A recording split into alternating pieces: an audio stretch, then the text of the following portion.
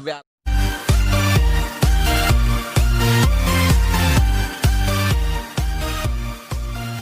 salah satu mungkin rutinitas dan 2 kali yang dilakukan oleh teman-teman di Kartolan Malaya Tasikmalaya.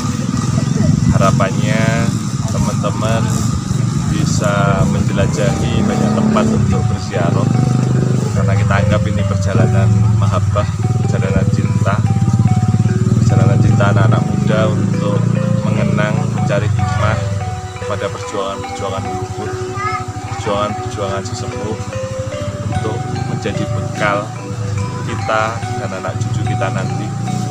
Mungkin perjalanan kita ziarah tidak akan merubah banyak hal, tapi yang paling penting harusnya merubah diri kita masing-masing, bahwa ada yang lebih luas dari pengetahuan, ada yang lebih dalam dari ilmu, ada yang lebih tinggi dari siasat, yaitu cinta.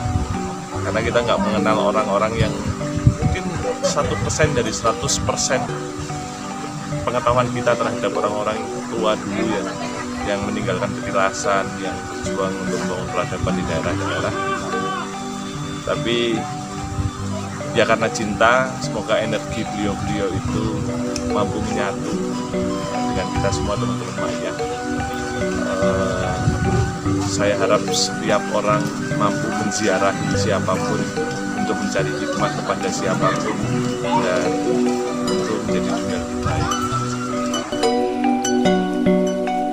ini salah satu rombongan yang akan menuju ke Patilasan. Ada Mas Ujo, Bismillah. Mas Tri, ada Pak Pun, kamu jadi ringan.